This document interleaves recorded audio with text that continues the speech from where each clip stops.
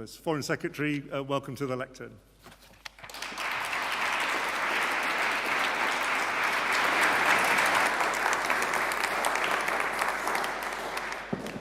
Well, can I just begin by thanking Philip Barton for all the work he has done. 30 years of public service. He is the personification of public service on behalf of our country, for which we are incredibly grateful. And I particularly am grateful for the way you have led the transition for this new government over the last 6 months. And I think we all wish you a very, very happy retirement.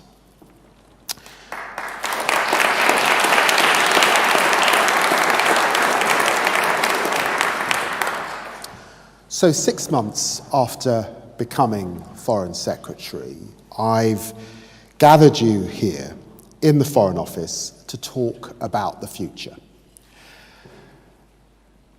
But I want to begin by looking back, because it was here that Ernest Bevin developed a plan that has kept us safe for almost 80 years. 6 months after Attlee's great government began in January 1946, Bevin steered into the geopolitical fog at that time. The Second World War had only just ended. It was hard to see 6 months, let alone 6 years ahead. But Bevin did not sit waiting for the fog to clear. He was a minister of action, who saw that what matters is not just what Britain says, but what it does. What matters is not just what Britain wants, but what it builds. And what matters, what makes us matter, is having a strategy, which is why Attlee's manifesto was called "Let Us Face the Future." In foreign affairs, this meant pooling defences in a new transatlantic alliance,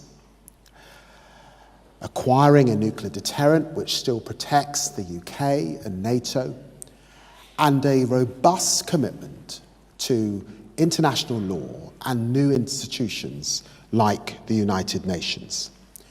A strategy that was both progressive and realist, that took the world as it is, whilst working for the world that we want to see. Today, we must face the future once again with our plan for change, fixing the foundations of economic stability, secure borders, and national security, so that we can deliver the priorities of hard-working people and a decade of national renewal. But to succeed in that task, we must navigate an increasingly volatile world to deliver at home. And this department must deliver our international strategy abroad. Such a strategy is not about crystal gazing on what might happen next week in X or Y or in the Middle East. That's not what I'm focused on today.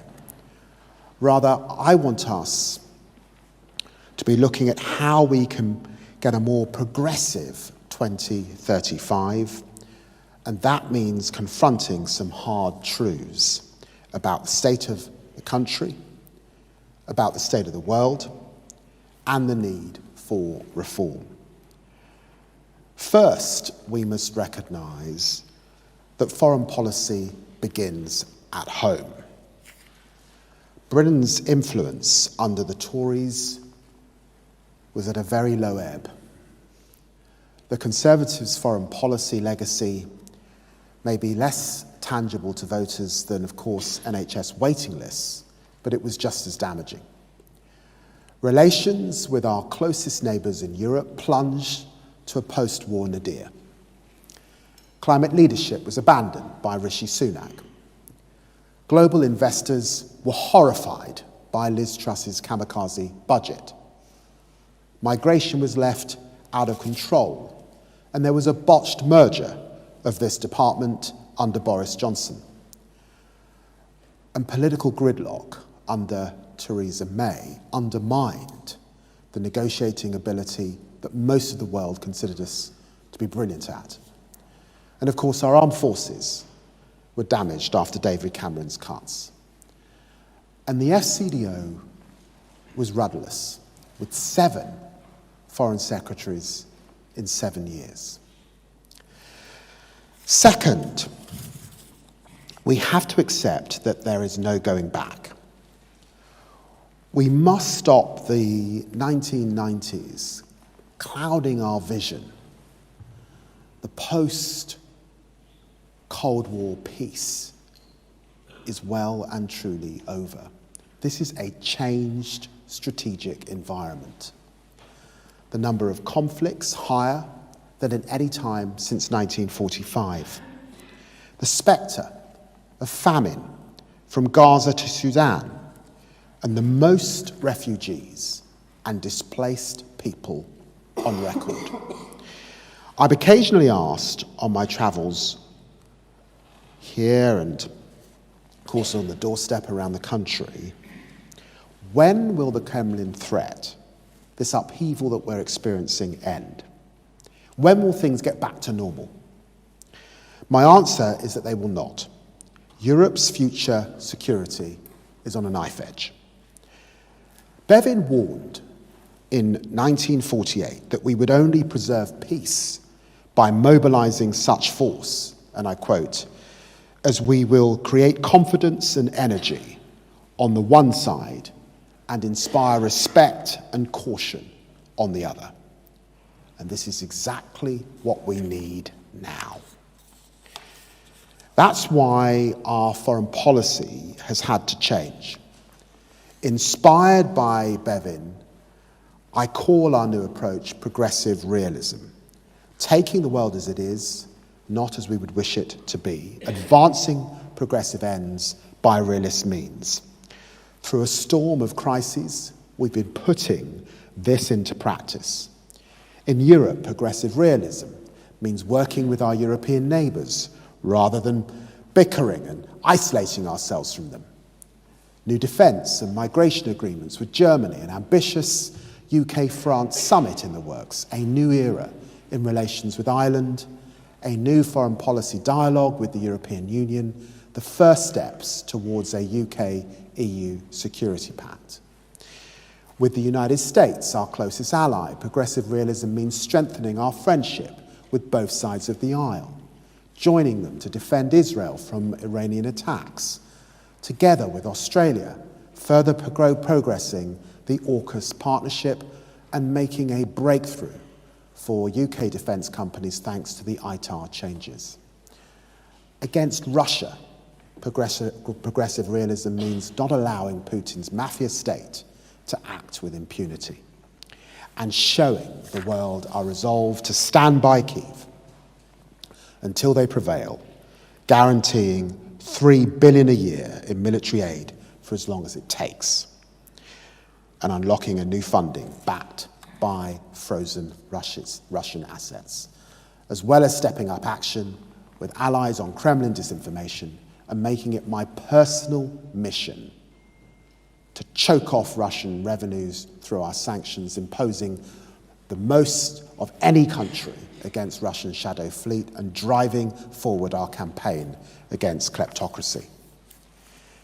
In the face of conflicts in the Middle East and beyond, progressive realism means standing firm against terrorism and behind international law, doubling our aid for Sudan, helping hundreds of Brits leave Lebanon, restoring funding for UNRWA, standing up for international courts, taking tough decisions on export licenses, but not flinching from defending Israel against an Iranian regime that wants to destroy it, while at the same time working for that ceasefire in Gaza so we can surge in the aid, bring all the hostages home, and advance a two-state solution.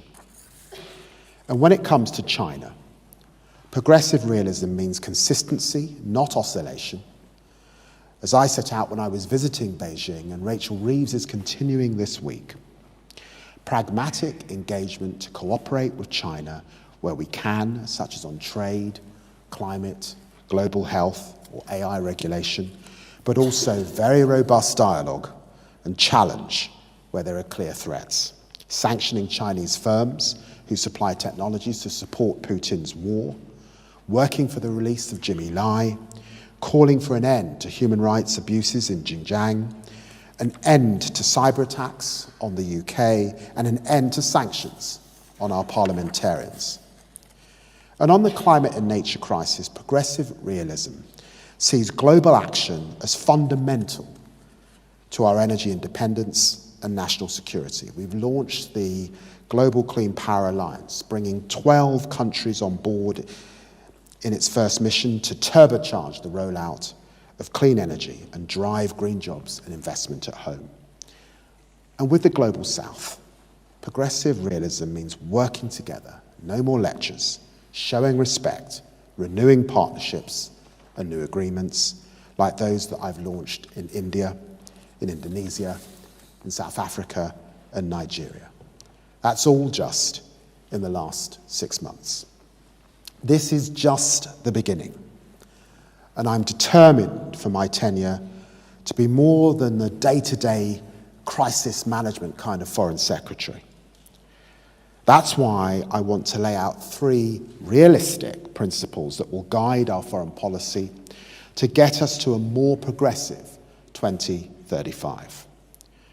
First, we and our allies must relearn the Cold War manual. Long-term thinking, not short-termism. Consistent deterrence, not constant distraction. Adapting as emerging technology reshapes the strategic environment.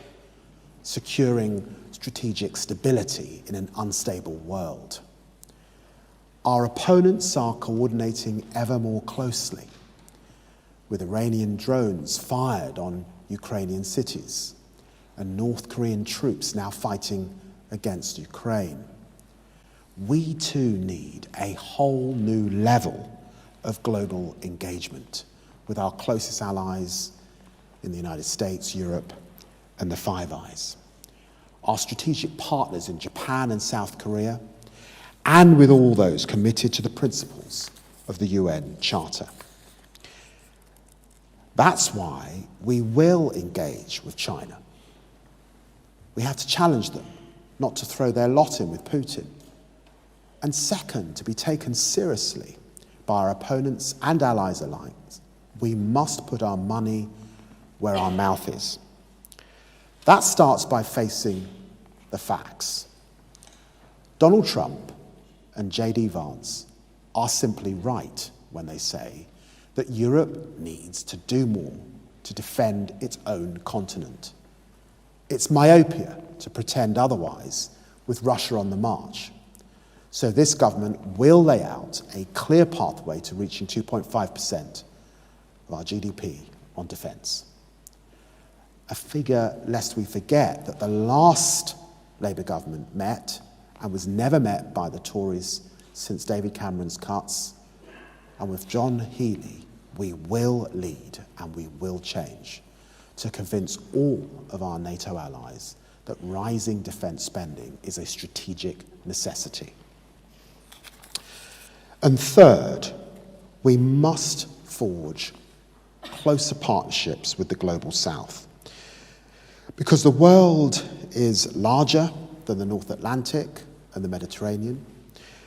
We cannot divorce the Euro-Atlantic from the Indo-Pacific, and the Kremlin has spread its tentacles across the world, spewing out disinformation on every continent, dispatching mercenaries to Africa and seeking closer relations within the BRICS formation.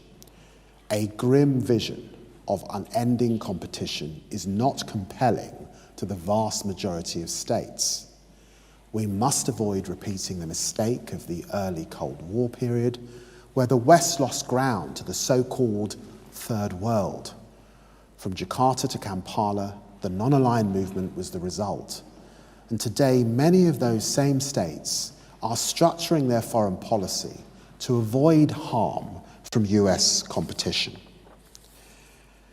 To shape 2035, we must offer a new vision of partnership which approaches those countries as equals, working with pioneers like Mia Mottley to reform the global financial system, more climate finance, delivered faster and with greater impact, is not a luxury, but a geopolitical necessity. Failing to deliver means failing the global south, and that only advantages Vladimir Putin. When the world changes, you need to see it as it really is, and the same goes for your institutions. Again and again, realism has meant progressive reform.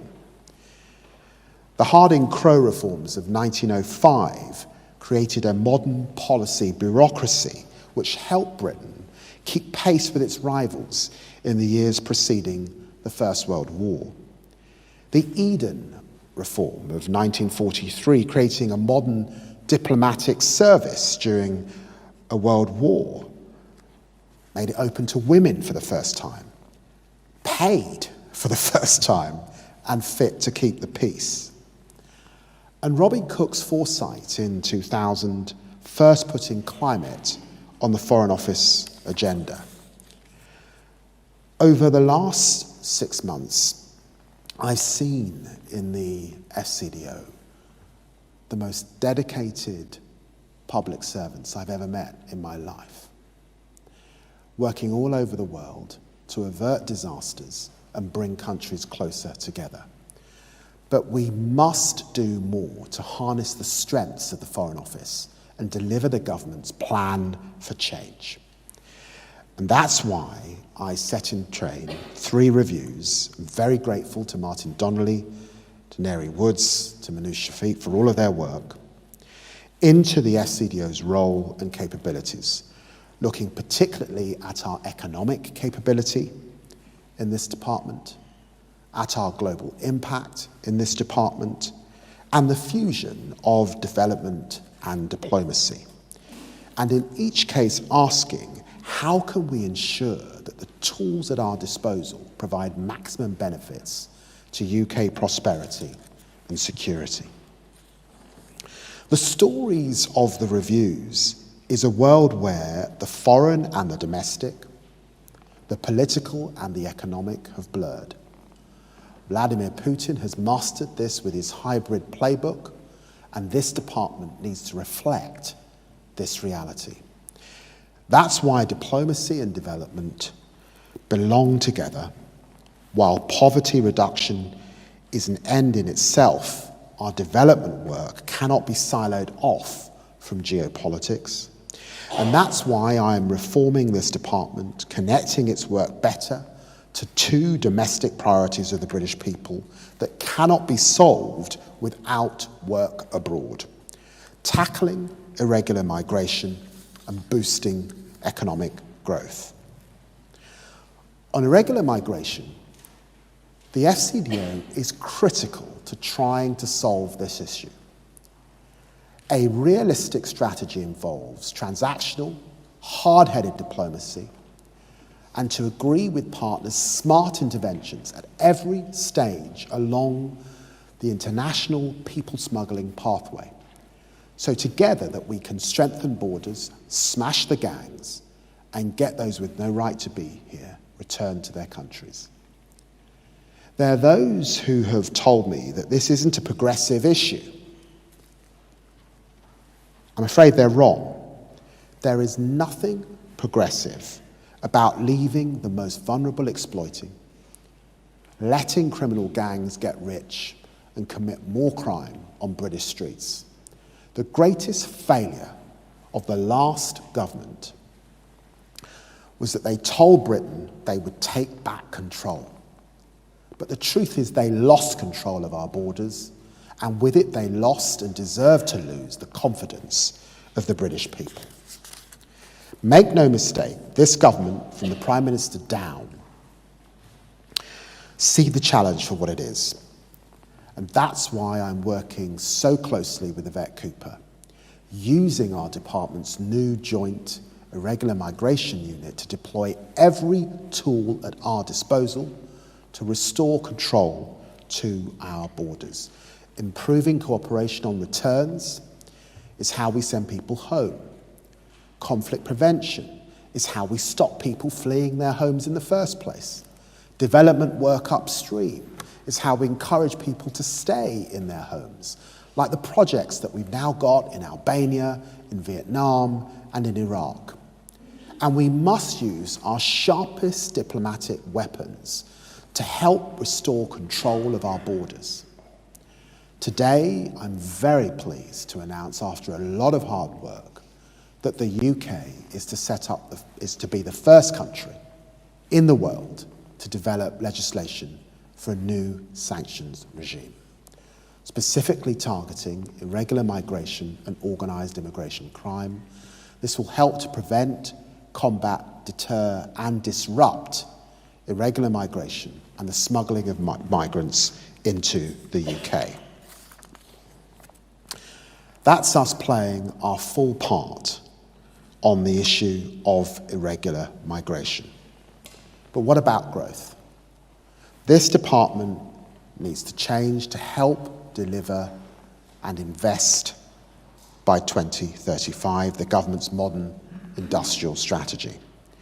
When I visit the world's largest and fastest growing economies and the cities and regions which are driving their growth, it's crystal clear how much their businesses and investors want to work with us, particularly now that we've begun to rebuild the UK's reputation for economic competence.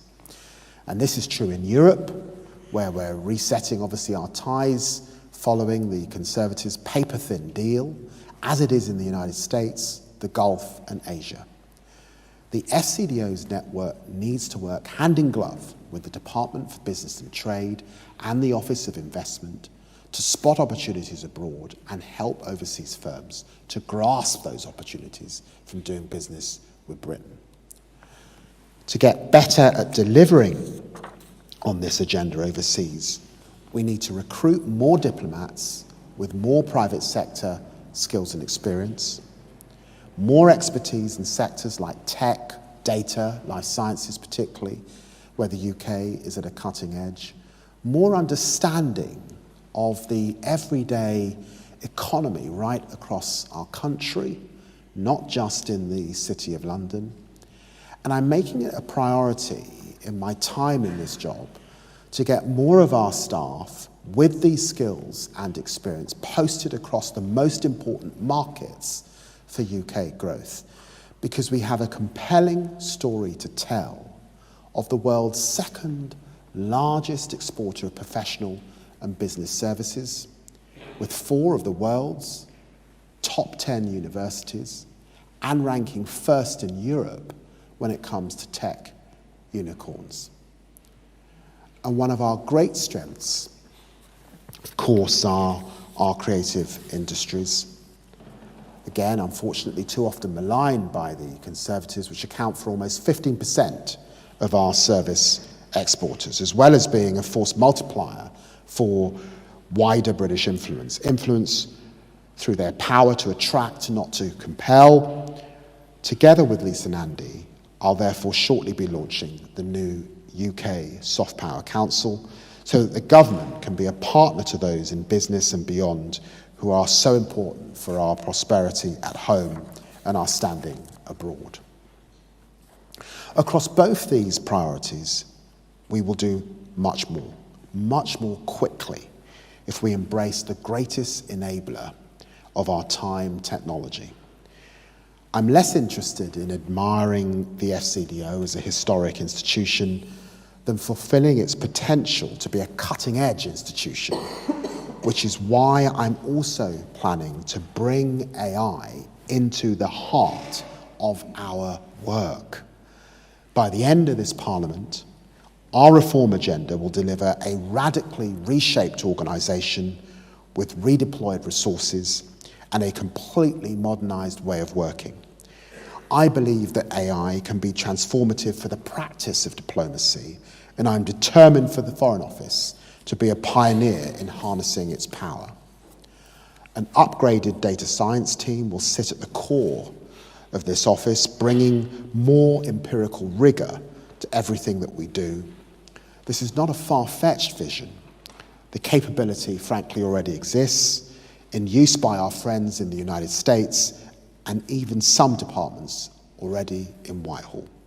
Now is the time to mainstream it, liberating more diplomats from their desks in the UK and getting them out into the global network, combating irregular migration and driving growth, delivering for hard-working people at home.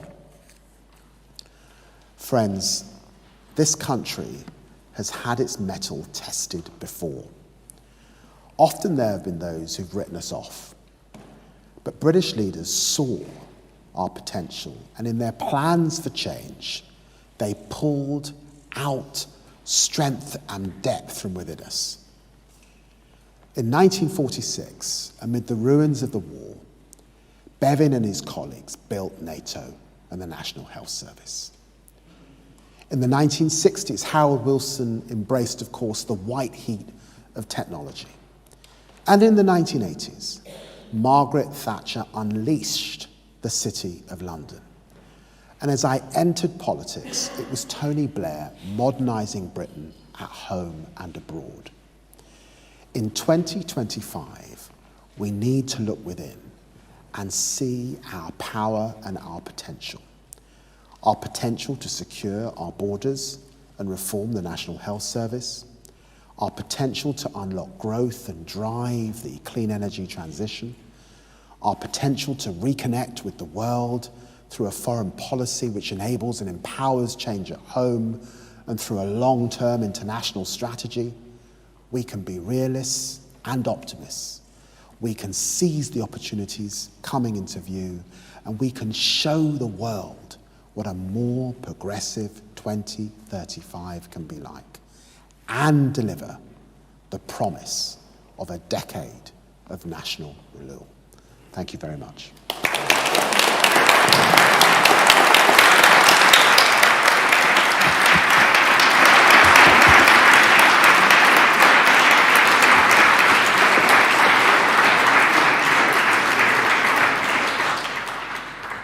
In terms of his plan to establish sanctions to tackle people-smuggling gangs in terms of their finance, in terms of the kind of the process by which the boats and the engines and all those practical supply chain issues are managed by those gangs. It's not entirely clear exactly how that would work, but he talked about the importance of diplomacy in trying to deal with the people-smuggling issue, in particular with returns agreements, and also negotiating with other foreign countries, as well, of course, as in trying to drive economic growth. But more broadly, the first 2/3 of the speech, I would say, was very much focused more on trying to set out a vision of why the Foreign Office matters, particularly given the world of global instability. He said a peace in Europe is currently on a knife edge, and he talked a lot about the work of his